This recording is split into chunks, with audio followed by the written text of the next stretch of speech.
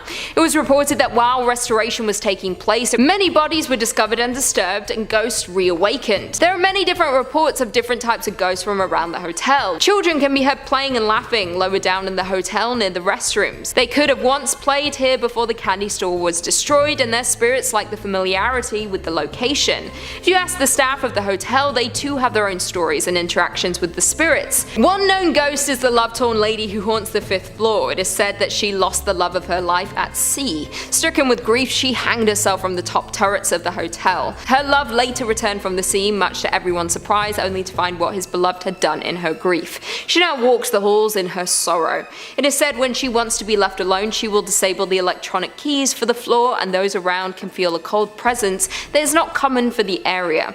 This is just one of the many haunted buildings in the area. Will you be taking a haunted tour around Galveston, Texas? I unlikely will, because I've got no desire to go to Texas, to be honest. Nothing for me there. Number 5 on this list is the Green Hills Hotel in the town of Ebino. Currently out of business, this hotel hasn't been allowing visitors since it closed down in 1992. The hotel was already under speculation of being haunted simply due to its eerie exterior and its slow corrosion.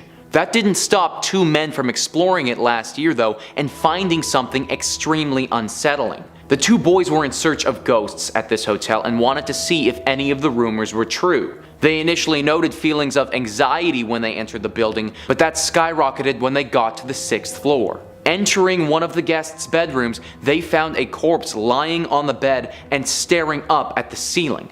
The corpse had long pants on, a short-sleeved shirt, and gray hair. What makes this story so unsettling, though, is that the corpse had been there for such a long period of time that it's still unknown what the gender of the individual was.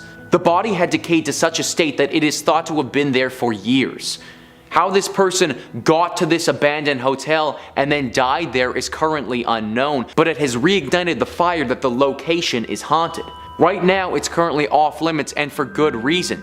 Further individuals who have stepped into this hotel have also reported those deep feelings of anxiety that the other two boys did. Perhaps the individual who was found on floor 6 is still haunting those walls to this day. Number 4 on this list is the Ichiro Ryokan Inn. Similarly to the previous entry, this hotel is out of commission, but that hasn't stopped people from risking their safety and visiting it. A once beautiful spot for travelers 30 years ago, this hotel is a shell of its former self due to the suicide that occurred decades prior.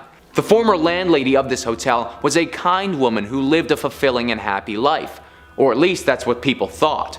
She killed herself 30 years ago by drinking a fatal amount of poison and dying in the walls of her hotel. Since then, though, her spirit has never left. After her death, the hotel attempted to remain open for a few more years, but eventually it had to shut down due to the haunting. This lady's spirit has a grip hold over this place and made it very clear to anyone who entered that they were unwelcome. An apparition resembling her would often be seen in the corridors, screaming and crying at the top of her lungs. Many guests reported that a vision of her was stalking them the entire time that they were there, and that they felt very unsafe. There was a thought that they would simply tear down this old hotel at one point, but the people in charge heard a ghostly cry warning them not to. To this day, the ruins still stand there completely abandoned except for the old landlady's spirit who continues to haunt the halls. At number 3, we have the Marode International Hotel in Narita. This hotel is still functioning and can be stayed in if you like, however, I wouldn't advise it. In 1999, the hotel, and more specifically room 1272, was the site of an amateur mummification. In Japan at that time, there was a cult group called Lifespace. One of the key members was a 61-year-old man named Koji Takahashi. After suffering a fall in the bathroom and a bad hit to the head, Koji had to go to the hospital. While he was there, it was discovered that he had a very severe cerebral hemorrhage and needed constant hospital care. Disagreeing with this, he had some fellow cult members, including his son, bring him to the Marode International Hotel and begin a ritual on him that would save him from his ailment. This ritual was named by the group Shaky Pats and had them gently touching his body in an effort to cleanse it. This obviously did not work, and Takahashi died soon afterwards. His death was no deterrent though, as this ritual went on for 4 more months in this hotel room. Even though the smell of rotting flesh and a decomposing body filled the air, the remaining cult members claimed that he was still alive. After roughly 5 months of ceremonies being performed on this decaying body, the police finally broke into the hotel room and arrested everybody involved. They didn't come fast enough though, because 5 months was long enough for Takahashi's spirit to cling on to that specific hotel room. Now, guests of that room consistently report hearing strange sounds coming from apparently nowhere. They also say that they hear the drops of water or running tap water, but when they go and check the washroom, nothing was left on. After having a dead body decompose for 5 months in that room, it's no wonder that this hotel is haunted. Number 2 on this list is the Nakagashu Hotel ruins.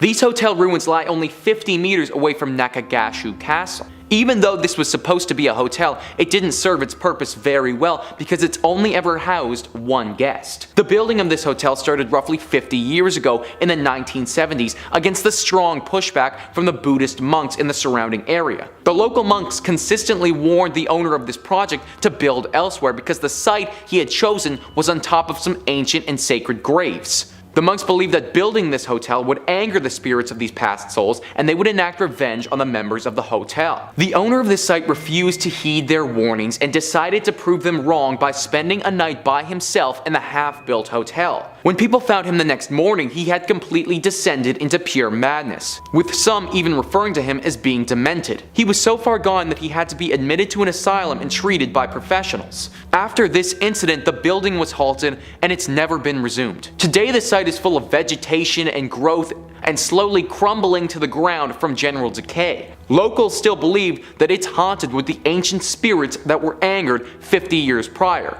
and it's been ruled off limits for visitors. Number 1 on this list is the Akasaka Weekly Mansion. This spot has got to be the most dangerous on this list. This hotel is located in downtown Tokyo and is considered to be one of the most haunted spots in the country. What makes this place so haunted is just how many atrocities it has become home to. From deaths, to suicides, to even kidnappings, the walls of this hotel have seen some horrific things. Guests here have reported several different unique, strange occurrences from their stay. A common report is white mist flowing through the air vents and filling your room. The mist is cold and changes the temperature of that room, so you're practically freezing. Guests have also said that figures will appear in their rooms in the night. This can be at the foot of their bed or in the doorway. Sometimes these shadowy figures just stand and watch, but some guests haven't been that lucky.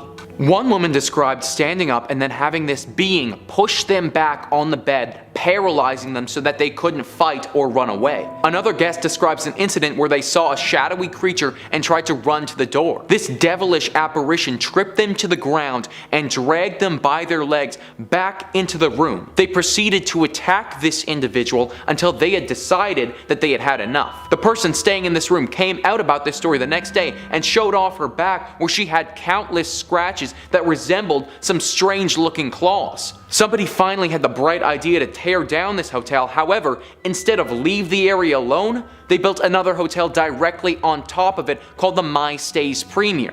Similar reports from that hotel have been shared since they switched over. Whether it's the land itself or the horrors that this area has seen previously, something is not right about this hotel in Tokyo. Number 5. The Banff Springs Hotel. First opening in 1888, nestled in Canada's Rocky Mountains, the Banff Springs Hotel has played host to a variety of guests over the years, not all of them mortal beings. The Banff Springs Hotel is known for its variety of ghosts, who allegedly haunt its halls. The most benign of which is Sam the Bellman. Sam McCauley was an old man from Scotland who came to Canada and became the head bellman at the Banff Springs. Sam loved his job and often joked that he would work at the hotel forever, even refusing to retire until his death in 1975. In the years since, several guests have reported a bellman in an antiquated uniform matching Sam's description, wandering the halls, asking about their stay, and even helping guests who are locked out of their rooms. Less wholesome is the famous Phantom Bride, who according to legend was married at the hotel in the early 30s. Apparently, before the wedding reception, the bride was making her way up the large marble staircase leading to the Cascade Ballroom to join her husband who was waiting at the top. She tripped on her own dress and fell down the stairs, making her husband a widower in the process. There have been tales of the bride haunting the hotel ever since, with strange crying noises being heard in the empty bridal suite, and reports of a phantom bride dancing alone in the ballroom or making her way up the fatal staircase. The most disturbing of the hauntings is the events that took place in room 873. According to legend, a man was staying with his wife and daughter in the room when he went mad and ended the lives of all involved. In the years since, the ghosts of the child and her mother have apparently remained in the room, with guests being awoken by violent screams and finding bloody handprints on the mirror that the maids could not manage to wash off. The reports got so numerous and disturbing that the hotel management sealed off the room, making it unavailable for guests. However, despite the numerous supernatural specters you may encounter, the hotel's beautiful architecture and services, as well as the scenic mountain views and the amazing skiing available in Banff,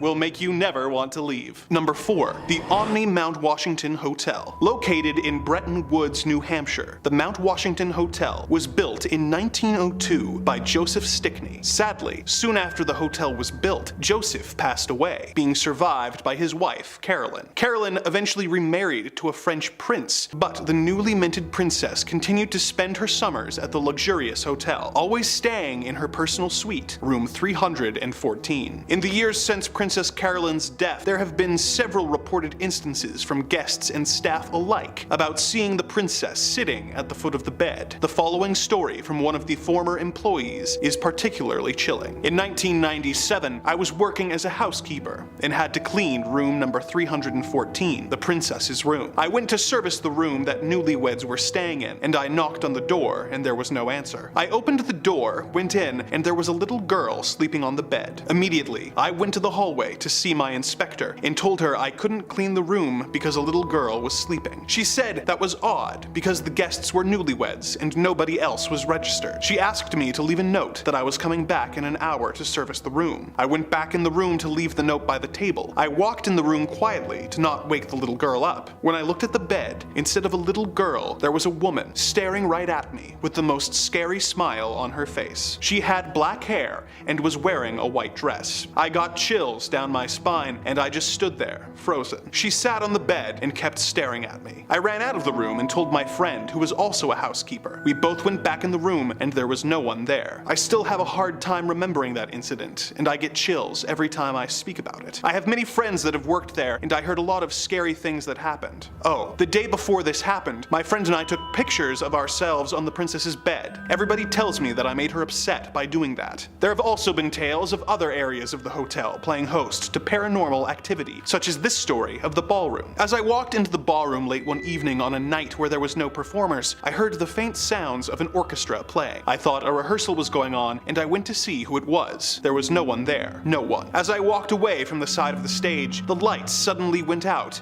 and the music got louder. It was surreal and very, very scary. I ran to the light switch and saw that it had been turned off. I turned it back on, and the lights went on for a second, and then the switch turned down on its own. The entire time, the music kept playing. I ran out and found security and told them what happened. They went in to investigate and found nothing. No music and no problem with the lights. Despite the various ghosts, the Mount Washington Resort provides guests with stunning views of the mountains and the famously beautiful foliage of the White Mountain National Forest. This combined with the amazing ski opportunities, the on-site golf course, and the fact that it has played host to several famous guests, including 3 US presidents and Thomas Edison, will make your trip a memorable vacation that you'll never want to leave. Number 3. The Stanley Hotel. The Stanley Hotel was opened in 1909 by the American inventor and entrepreneur Freeland Oscar Stanley. In the years since its opening, it has developed the reputation as being one of the world's most famous and influential haunted hotels, having been described as the Disneyland for ghosts. All throughout the hotel, paranormal activity is reported, with vacuums being turned off or having their plugs torn out of the walls at any given moment. But there are 3 consistent sites of ghost activity on the premises that we will explore. The 4th floor of the hotel was originally a cavernous attic, before eventually being converted into the living quarters for the female employees, their children, and nannies. In the years since, it has been converted into guest rooms, but the spirits of the past are still known to stick around. Guests have reported seeing their closet doors opening and closing on their own, and hearing the sounds of children running around and giggling while they play. In room 428, guests have reported seeing the ghost of a friendly cowboy appearing at the corner of the bed, who is believed to be the spirit of Rocky Mountain Jim Nugent, a guide from the late 1800s who was known for only having one eye after being attacked by a bear. Another haunted location is the concert hall, which was built by Stanley as a gift for his wife Flora, who can often be heard playing her piano late into the night. Another spirit who can be found in the hall is a former employee named Paul, who used to enforce the 11 p.m. curfew and who now nudges guests and workers who are in the hall late at night and will sometimes flicker the lights and tell them to get out. Most infamous is room 217, which is apparently haunted by the ghost of a housekeeper named Elizabeth Wilson. She apparently flickers the lights, moves objects, and will even unpack the guest's luggage. She is, however, somewhat old-fashioned and will literally try and drive a wedge between unwed couples who share the bed, with several couples describing a cold force coming between them in the night and the man's bags being packed and left by the door in the morning. Although this has never been confirmed, when the movie Dumb and Dumber was filmed in the area, Jim Carrey stayed in in room 217 and was so scared by something in the room that he ran out of the room half naked and screaming in the middle of the night. The hotel was on the verge of being closed down until an author and his family stayed at the Stanley in 1974, the day before it closed for the season. They were the only guests, and the large, empty, ornate hotel left them feeling extremely uneasy. When the author and his wife stayed in room 217 that night, he had a vivid nightmare about his son being attacked in the hallways. And when Stephen King awoke, he had the idea for his best-selling novel, The Shining. In the years since the novel's publication and the release of the film adaptation by Stanley Kubrick, the Stanley Hotel has embraced its spooky reputation, offering ghost tours, having a television channel that plays the film on a loop, available for guests, and even constructing an elaborate hedge maze in order to make the hotel more like the fictional Overlook Hotel it inspired. The Stanley Hotel is a must-visit site for paranormal and horror fans that they'll never want to leave. And if they get lost in the hedge maze, they never will. Number 2. Ruthin Castle. The Ruthin Castle in North Wales was built in the early 1200s by Edward I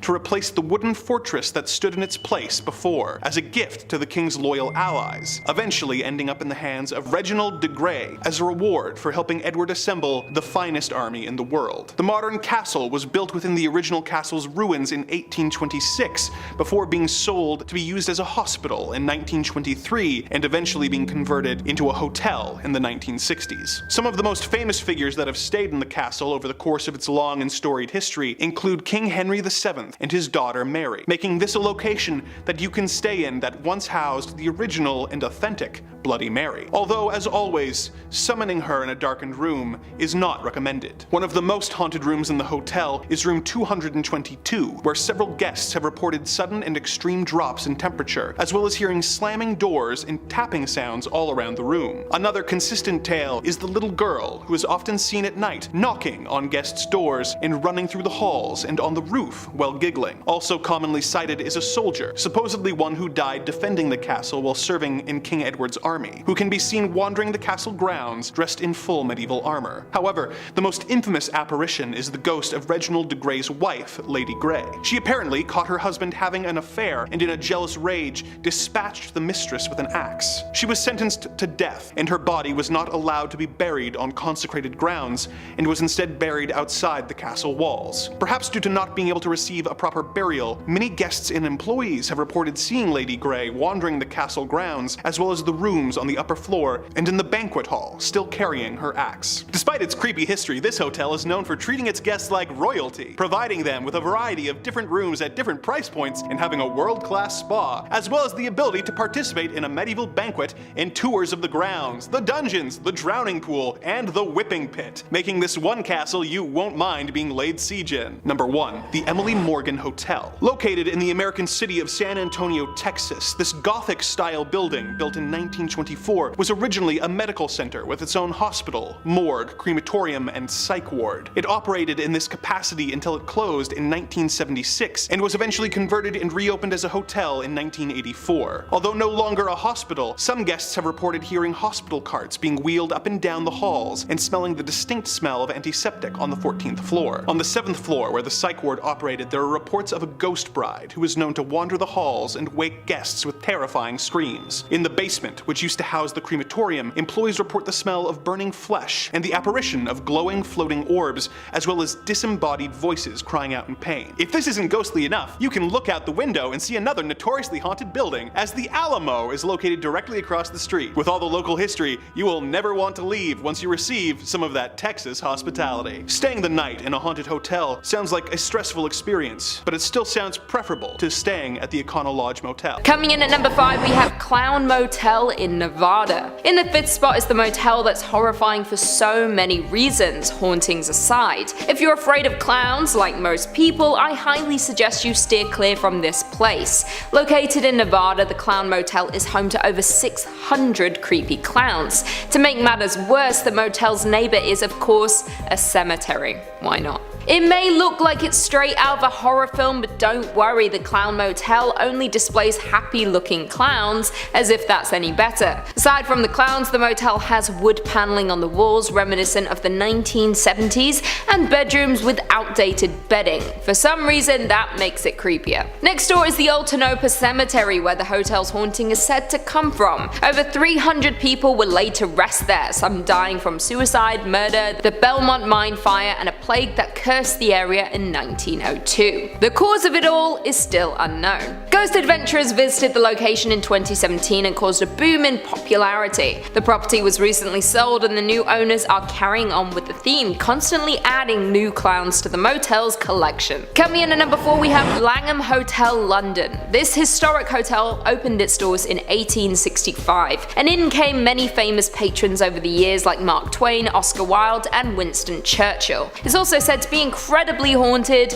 and given the age, it makes sense. A number of ghosts are known to frequent the property, one being a German prince. Story goes that the man plunged to his death by jumping out of a window before the start of World War I. He can be seen in his military uniform lingering around the 4th floor window. There's said to be a doctor who murdered his wife before killing himself while on their honeymoon. Legend also says that the Emperor Napoleon III spent his last days at the Langham Hotel and can now be spotted roaming the halls. Like most haunted hotels, there's always one room that's plagued the most by paranormal activity. At the Langham Hotel, that room is 333. Can we just talk about the fact that 333 times 2 is 666? Coincidence?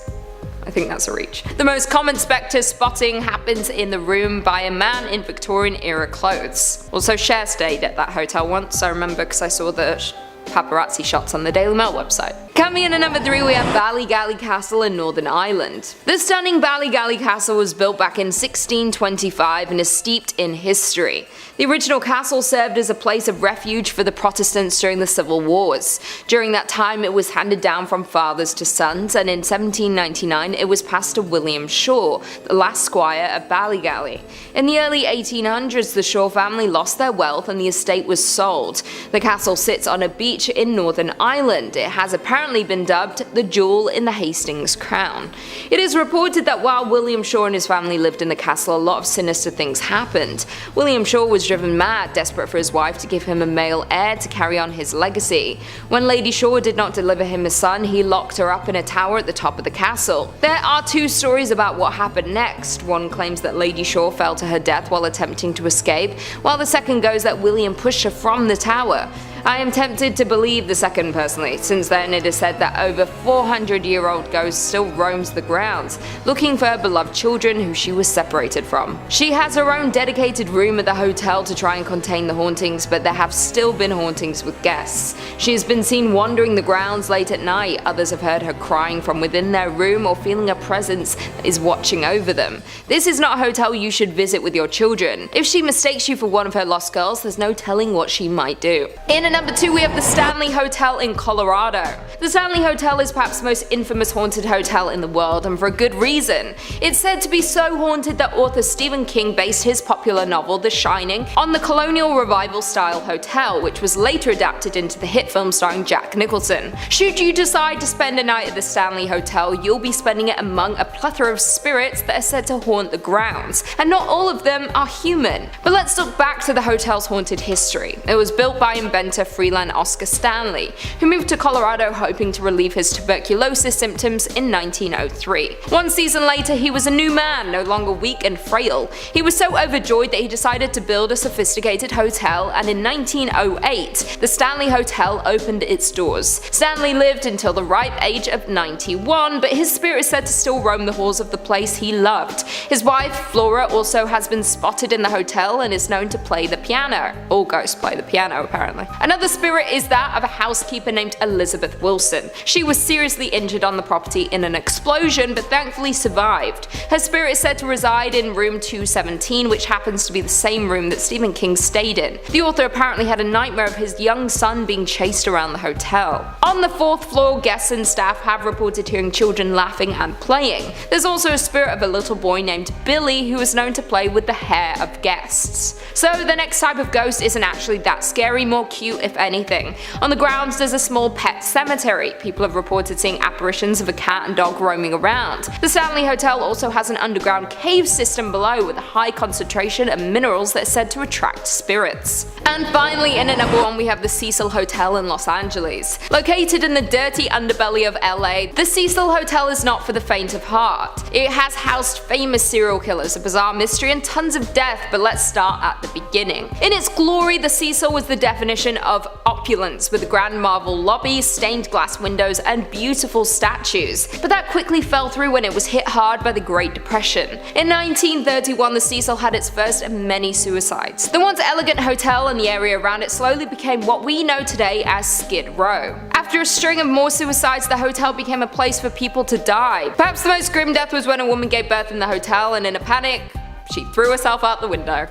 Let's say she did that. I like changing history so that I can keep it in. Elizabeth Short, famously known as the Black Dahlia, was also said to have had a drink in the hotel's lobby days before her gruesome murder. Even more famous, or should I say infamous, people have frequented the Cecil Hotel. In the 1980s, Richard Ramirez, or the Night Stalker, was terrorizing the West Coast, murdering at least 38 people in less than a year. The serial killer called the Cecil home and based his operations out of the hotel. He allegedly even dumped bloody clothes and evidence in the dumpsters behind it. Austrian serial killer Jack Unterweger also resided at the Cecil in the 1990s. After serving time in prison for a murder conviction back in his home country, he checked into the Cecil while working as a journalist. He murdered 3 sex workers and even reported on his crimes until he was caught. The Cecil Hotel found itself at the center of a mystery in 2013 that took the world by storm. The disappearance of Elisa Lam made headlines. The 21-year-old tourist's body was found floating in the hotel's water tank. Her death was ruled accidental and attributed to mental illness, but there are very strange elements to the story that still leave doubt in people's minds. There's security camera footage that shows Elisa in the elevator acting rather strange. She seems to be hiding by pressing her body up against the wall, occasionally peeking out and acting as if someone is in there. Whether you believe her death was accidental, homicide, or paranormal, it's still an incredibly bizarre and haunting story. Although the Cecil Hotel has since been rebranded and has undergone a facelift, there are too many deaths and sinister stories attached to the hotel for it to not be haunted. Coming in at number 5 we have Castle Stuart. Magnificently situated on the Moray Firth near Inverness, the 5-star Castle Stuart is a sight to behold. A mere 7 miles from the heart of Inverness, Castle Stuart is an ideally located base from which to explore the scenic and historic Highlands of Scotland. Walk the battlements with the ghost of Charles I before he lost his kingdom and his head, or with Bonnie Prince Charlie the night before his tragic defeat at nearby Culloden Moor. The property was held by the Macintoshes but was given by Mary, Queen of Scots, to James Stuart, Earl of Moray. Moray was made regent for James VI but was later assassinated. During the time that Stuart lived in the castle for an unknown reason, local residents began to spread the rumour that the castle was haunted. To disprove the theory, James Stuart offered a reward to anyone willing to spend a night in the castle. A local minister accepted the challenge and stayed in a room at the top of the East Tower. Stuart was hopeful that once the minister told the people that the tower was not haunted, the word of the castle being haunted would not spread. The next morning, however, he was found dead in the courtyard with a look of terror on his face. It was never explained what had happened to him and no killer was ever found.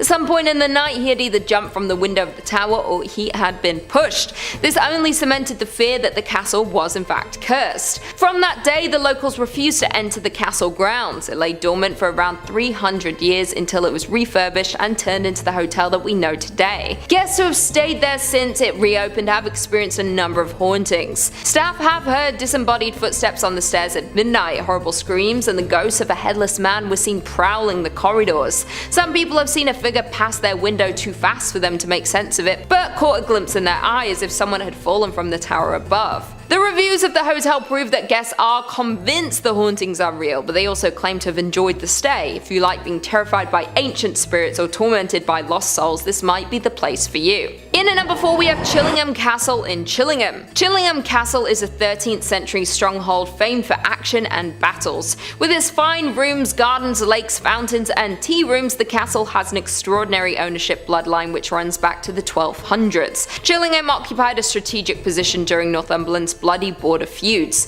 Chillingham Castle was often under attack and often basked in the patronage of royal visitors, a tradition that remains to this day. Edward VIII came to hunt there, and members members of today's royal family continue the tradition with private visits to the castle this century. The medieval castle remains as it was, just with galleries that you can see today added in Tudor days. For the visit of King James VI of Scotland, the castle is a dark past at the hands of the once owner John Sage. Once injured, he could no longer fight for the king. He begged to be kept on in some capacity. He was given the job of torturer and stepped into his new role with relish. It was said that he had a deep hatred for the Scots and little mercy, with over 7,500 men, women and children suffering an agonizing end at his hands. Often legs and arms were broken before they were thrown 20 feet down into the oubliette. With no way to escape, they were to eventually starve and pass away in pain and in fear. It was also said that John Sage met with an equally gruesome death after he accidentally killed a tribesman's daughter that he had been in love with. The father exacted his revenge and John was executed at Chillingham, with parts of his body being taken as souvenirs, a fitting end to a life dedicated to such cruelty. One of the most famous ghosts is the ghost of the Blue Boy, often witnessed by flashes of blue light or halo. These sightings settled down when two skeletons, one of a man and the other a young boy, were uncovered during renovation work. They even found documents with the remains dating back to the Armada. Who they were and why they were hidden remains a mystery. Some of the smaller hauntings guests reported including footsteps being heard walking around the rooms and the taps turning on by themselves. Another common sighting includes those of the Lady in White, who, after suffering from being poisoned, begged guests for water in the pantry. These are just a couple of the ghosts and hauntings around the castle. If you're brave enough to investigate, you might find a few more. In at number 3, the Swan Hotel in Suffolk. This luxury 4-star hotel is set in the middle of the historic Tudor town of Lavenham. In the heart of Suffolk, its oak-beamed interior makes for a cozy feel, giving guests a sense of stepping back in time. It's said that a housekeeper who once lived there back when the hotel was a thriving coaching inn back in the 19th century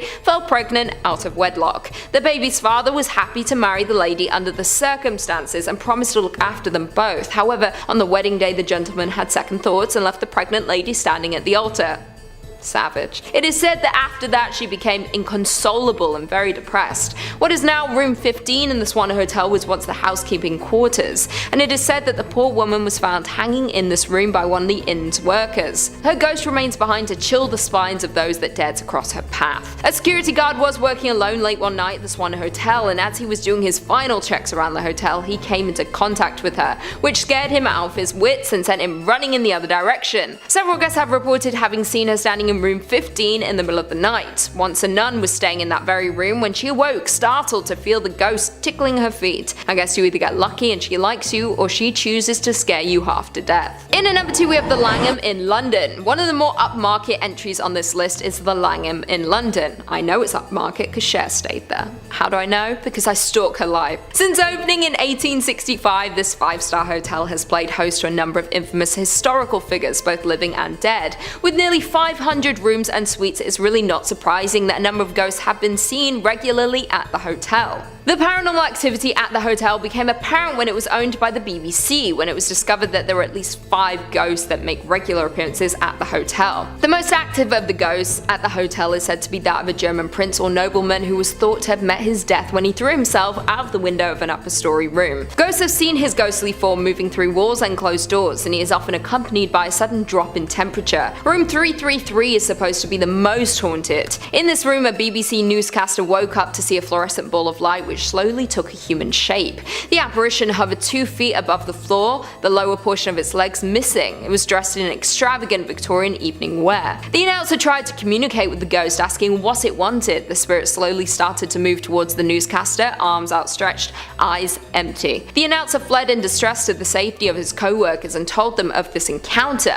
A colleague accompanied him back to his room. The ghost was still there when they entered, but appeared less visible and less threatening before slowly fading away. Other BBC staff reported seeing the apparition in the same room, though only in October. There have been reports from other famous guests that taps will turn on in the night, then turn off when investigated. Many people often struggle to sleep here and have to move rooms or even hotels. And finally, in at number 1 we have Malmaison in Oxford. This hotel is the most unique on this list. It was once a large prison located in Oxford. They have converted each cell into a hotel room. They have 95 rooms from you to choose from, starting with standard double house of correction to 6 signature suite that is a two-story of cells converted to a loft-style room. Oxford Castle functioned as Her Majesty's Prison Oxford from 1888 to 1996.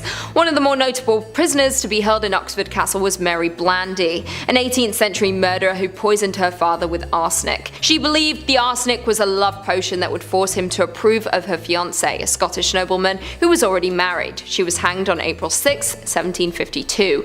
It's said that her spirit still roams the castle to this day. During the Victorian era, it wasn't uncommon for children to be imprisoned inside. The youngest inmate to be held inside Oxford Prison was Julie Ann Crumpling. She was just 7 years old when she was sentenced to 7 days of hard labour for allegedly stealing a pram. Perhaps the most terrifying report comes from one of the security guards who was on his nightly patrol. The security has long been very wary of the location and had experienced several things before such an unexplained sounds, bangs, and the usual phenomena. However, on one dark night when the guards was coming to an end of his patrol, when his dog stopped and shuffled quickly backwards, growling at something in front of him, it was then two large shadow figures appeared before him. As anyone would do, he ran as fast as he could. A few days later, his dog died suddenly. He believed he had been frightened to death. You can stay in rooms when prisoners were once tortured and even killed. Although the hotel has been fitted to be a rather comfortable boutique hotel, it does not erase the horrors that have occurred. Sometime in the 1970s, a group were carrying out a sentence in one of the cells when poltergeist activity suddenly erupted.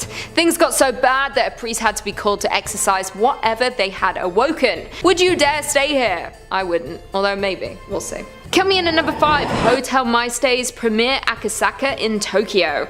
The Maestay's Premier Akasaka was built on the site of the Akasaka Weekly Mansion. Since opening, the hotel has been linked to countless cases of people taking their own lives and sudden deaths that have reportedly taken place at the former building. Since then, it is a common occurrence for guests to experience the paranormal. One of the most common claims is that an eerie, white mist can be seen filling the rooms. No one knows where it comes from or why, but it can disappear as fast as it appears. There are also often reports of a woman appearing in some of the rooms. She has been seen in doorways or even at the foot of the bed. Guests have reported a cold hand stroking their hair or grabbing them while inside of their room. One woman was even dragged by her hair across her room. Electronical items also appeared to stop working while within the hotel, with some turning off and on mysteriously, then working normally again upon leaving the hotel. It seems like you'd be safe choosing another hotel in this area. I would not like to be dragged across my room while trying to enjoy my holiday. Coming in at number 4, we have Bourbon Orleans Hotel in New Orleans. When it opened in 1819, the Orleans Theatre and Ballroom became the setting for European operas and entertainment for Creole society in New Orleans. The 1,300-seat theatre quickly placed New Orleans on the map as the opera capital of the United States throughout the 19th century. By 1881, both the Orleans Theatre and Ballroom had been acquired by the Sisters of the Holy Family for use as a school, orphanage, and convent. The Sisters of the Holy Family were at the location for 83 years until the need for expansion pressed them to sell the property to hotel interests. The stories of the ghosts in the hotel seem to spread over each era of the hotel's history. There is something about the ground the hotel is built on that seems to keep spirits locked there. There is the story of the Confederate soldier. He is known around the hotel simply as the Man. He has been known to haunt both the 6th and 3rd floors. Many people have seen him standing around on these floors, and sometimes his footsteps can be heard walking around. A yellow fever hit New Orleans around the time that the nuns were running their convent. They cared for sick children who had been orphaned. Due to this, there are spirits of nuns and little girls who have been seen around the hotel. The most frequently told tale is of a little girl. You can hear her light footsteps walking around from time to time, and some have even seen her rolling her ball and chasing it down the 6th floor corridors. The final well-known ghost to inhabit the Bourbon is that of the Lonely Dancer. She has been seen dancing underneath the ballroom's crystal chandelier. Others have commented on how they could see someone stood behind the curtains within the ballroom, yet when they look to see who is hiding, no one is there. Seems she wants to be included in the lavish events, but must only watch from afar. In at number 3, we have Holmes Murder Castle in Chicago. Luckily, this is not a hotel you can visit any longer, but it is still a cautionary tale, so do your research before booking to stay anywhere. Herman Mudgett, who went by the name Dr. Holmes, built and operated his 60-room hotel in the Chicago suburbs in the late 1800s. He was the architect for this hotel and had a very clear vision of what he wanted. The castle included a lot of strange features: rooms with no windows, doors that didn't go anywhere, trapdoors, and even hidden passageways. When he opened for business, the unlucky visitors got more than they bargained for. Dr. Holmes went on to be known as the United States' first serial killer. For 4 years he held the visitors prisoner, torturing and killing them. He admitted to 28 murders, but they suspect he was responsible for many more. Some rooms were sealed shut and used as gas asphyxiation chambers, others were lined with iron plates and had blowtorches built into the walls to burn the victims. He was eventually arrested for insurance fraud of all things. The murders were revealed when investigators searched the hotel. They found surgical rooms covered in blood, jars filled with bones, prison rooms fitted with alarms in case anyone tried to escape, and chutes attached to his rooms to directly dump the bodies in the basement. He even had his own crematorium, vats of acid, and 2 lime pits that could dissolve a body in a matter of hours. Once he was hung for his crimes, his hotel was burned to the ground to prevent this from happening to any more traveling souls. So just because you find a good deal on TripAdvisor, do your research before booking. Although we do all love a good deal. Coming in at number 2, we have the Bell Hotel in England. The Bell Hotel was built back in the 15th century. It was first established as an inn way back then and has seen many owners and guests pass through there in its time. Many paranormal investigators have revisited the hotel over the years and truly feel that the site is one of the most haunted in all of Norfolk and the UK. The Bell Hotel itself has been a hostelry since it was established some 16 centuries ago. Some of its period features include wattle and daub walls, Samson's post, Elizabethan wall paintings, a priest's hole, and the original secret passage out of the inn. If you do happen to find yourself at the hotel, avoid the main suite bedroom. It is said that this room in particular is haunted by the ghost of a hooded monk, who either lived or stayed at the hotel in the past, had taken his own life in that very room. Guests have reported the feeling like they're being watched or a sudden unexplained chill in the air. The second most active ghost of the hotel is that of the old landlady Betty Radcliffe. The landlady died when she was pushed out the window of room 10. Her spirit told to never leave the hotel. Guests have reported her walking around at night checking on the hotel as she once did. Some report knocks on their door, but when they open to see who it is, no one is there. These are just the known ghosts of the hotel. After more than 6 centuries in business, who's to know who or what else is trapped within its walls? And finally, coming in at number 1, we have Dragsholm Castle, Denmark. Dragsholm Slot is one of the oldest buildings in Denmark. The original Dragsholm Castle was built around 1215 by the Bishop of Roskilde. During the Middle Ages, the building was modified from the original palace to a fortified castle. During the Count's feud in 1534, it was so strong that it was the only castle on Zealand to withstand the armies of Count Christopher. In connection with the Reformation, Dragsholm was confiscated by the crown along with all the property of the Catholic Church. As crown land during the period from 1536 to 1664, Dragsholm Castle was used as a prison for noble and ecclesiastical prisoners. Among the prisoners were a number of rather famous inmates such as Joachim Ronno, that old gem, who was the last Catholic Bishop of Roskilde and ironically once owned the place, and James Hepburn, 4th Earl of Bothwell and 3rd husband to Mary, Queen of Scots. James Hepburn is the first ghost to haunt Dragsholm Castle. He was arrested when his boat had to stop in Denmark due to a storm for not having the correct identification papers. Some of his past misdemeanors caught up with him in the shape of an influential jilted former fiancé whose dowry he had run off with, coupled with the fact that it was known the English were keen to catch up with him regarding the murder of his current wife's second husband. The legend says that Hepburn went insane during the 10 years he was locked inside Dragsholm Castle. He spent the time pacing around his pillar until, when he died in April 1578, he had worn a circular groove in the floor that can still be seen to this day. Even though his body was removed from the castle, his spirit remains behind. The ghost of the Earl is heard rather than seen. People report the sounds of horses' hooves in the courtyard, sometimes accompanied by a fully loaded carriage. At some point in the 1930s, while repairing the plumbing, the workmen made a gruesome discovery. At this point, there had already been sightings of a ghostly maiden around the grounds. The tale goes that she was the daughter of one of the many owners of the castle. It would have been totally unacceptable for a lady of aristocracy to strike up a relationship with a commoner, but the young lady, who may have been Selina Bovels, fell in love with the man who worked at the castle. Their secret affair was rumbled by her father, who in a rage not only locked her in a prison cell in the tower, but went so far as to brick her up inside of the wall. When the plumbers tore down the wall, they discovered her remains. People now make the link that this must be the ghostly maiden. She can often be seen around the grounds searching, possibly for her lost lover. Others have heard crying that they can never place. Could there be more hidden bones around the castle? I won't be staying there to find out. Number 5. The Stanley Hotel. The Stanley Hotel is as infamous as it is gorgeous. This scenic Colorado hotel isn't just famous for a picturesque view of the Rockies, it's also got quite a reputation for serving as the inspiration for fiction's most famous haunted hotel, the Overlook. Now, it didn't serve as the film set for the Stanley Kubrick film, but it was used for the limited TV series and of course inspired Stephen King's legendary horror novel. In 1974, King and his wife stayed at the hotel, visiting at a time when the hotel was preparing to close down for the season. King states that spending time in such a grandiose location, isolated from the rest of the world, away from other guests and signs of life, hearing this discordant, sad music playing in a giant empty dance hall ignited his imagination. He said he was fired up returning to his room 217,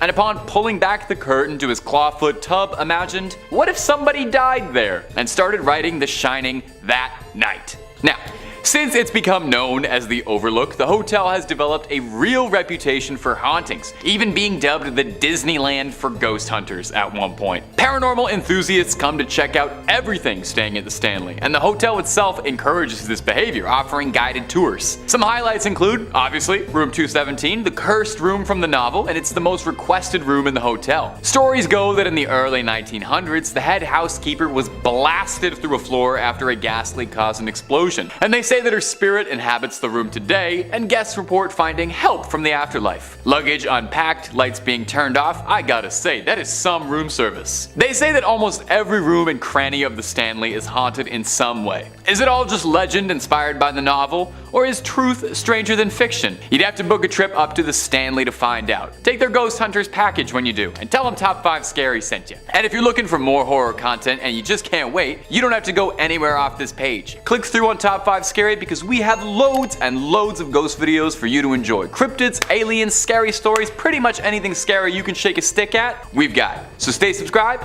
stay scared, but stay watching this video because we got way more story left to go. Number 4, the Fairmont Banff. Our next entry is one of Canada's most famous haunted hotels, and you know me, I love a local haunt. That's a little pun for you. The gorgeous property is well known internationally, and not just for its stunning views, but apparently because the place is just top to bottom ghost central. Let's take a look at some of the more notable ones that are haunting the property. The most famous specter at the Fairmont is that of the Ghost Bride. That was a Tim Burton movie, wasn't it? Her story takes us back to the late 1920s, and allegedly it goes that a beautiful young bride was dressed in her gown, ready for the ceremony, when something caught her heel, causing her to slip and fall down the hotel stairs, careening downwards, tragically cutting her life short. Since then, hotel staff and guests alike have reported numerous sightings of a weird veiled figure moving up and down the stairs in a long ethereal white gown, or seeing her in the ballroom by herself, dancing alone, waiting for that first dance she never got.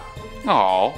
I dance with you, Ghost Bride. The bride is only one of many ghosts though. The Banff doesn't want to give out the room numbers to avoid any trouble, but allegedly a great number of the rooms in the hotel are cursed. One in question is allegedly the site of a brutal crime, and the story has been told and retold countless times over with details swapped around to make it scarier, but it says that a family was all found dead, and since then, guests have reported horrifying things like hearing screams in the middle of the night or finding handprints on the mirror. If you visit the floor the room is supposed to be on, this room will be closed down to keep guests out, although they say it's just for renovations. Go there, check it out, and then decide for yourself if that's all just a cover story. Number 3, the Crescent Hotel. If you're ever making your way through Arkansas, you simply have to stop off at the Crescent Hotel. It's been called the Grand Old Lady of the Ozarks due to its gorgeous old Gothic design and wonderful mountaintop view. It's kind of a shame almost that such a pretty place has such a morbid, haunted history, but that seems to be a running theme with all these delightful old hotels. The more beautiful they are, the more haunted you are. Its problems began during its construction. A construction worker named Michael plunged to his death from the roof, fatally landing in room 218. Unsurprisingly, since then, that room is said to be haunted, with guests reporting bizarre noises being heard from inside. And this is far from the only cursed tale of this hotel though. Before it found a new life as a hotel, the Crescent was a alternative clinic of sorts, run by a charismatic charlatan by the name of Norman Baker, who claimed that the waters of the nearby springs were so refreshing and so restorative that they could cure any ailment you might have. This might surprise you, but that this was not true, as Baker did not have even the most minute amount of medical training. He was just a con man with a winning smile and a bunch of $5 words. Patients would check in expecting to be cured for cancer. That was his main operation. He said he could cure cancer. And his cancer cure was just an injection of corn silk and water, which doesn't do anything. Baker would find himself arrested in 1949, but unfortunately for the victims of his scams, their souls wouldn't find peace just yet. All throughout the hotel, guests report ghostly figures, seeing floating orbs passing through the halls, hearing screams, laughters, and strange bumps in the night. One particularly notable ghost around the Crescent is named Theodora, who was once one of the nurses employed there. Well, nurses. They say she hates mess, and many guests report that they'll discover their belongings have been reorganized for them. I love hearing stories about these helpful ghosts that don't haunt you, they just pack up your stuff for you.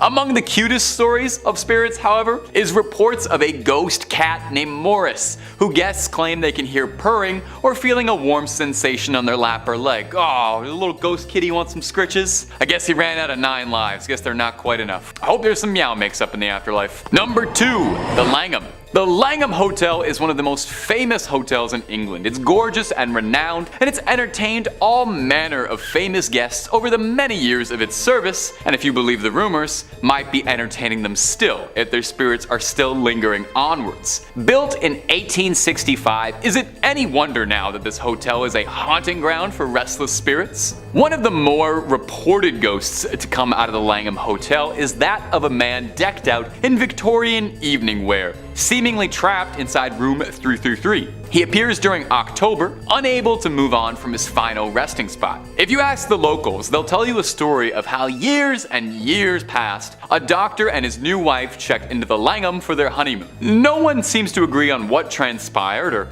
why this happened, but what's known is that something inside the doctor snapped, and he claimed the life of his new bride, and overcome with grief, took his own life as well, and since then has been unwilling or unable to leave. In 1973, a BBC journalist staying in the room woke up one night in October and claims he saw a fluorescent hovering ball of pure light above him in the room, which then materialized as this man in front of him. The man appeared in Victorian era attire, then pointed ominously at the reporter, who fled the room. Yeah, I would probably do the exact same thing, to be completely frank. It's very refreshing to hear someone act so rationally towards a ghost. Guests sometimes complain of this room feeling overwhelmingly hot or lights flickering on and off during the middle of the night. You know, classic poltergeist behavior. The Victorian doctor is far from the only ghost said to reside in the hotel. Alongside Napoleon III, a butler, and a man in a powdered wig are all repeat offenders. So if you head on up to the Langham,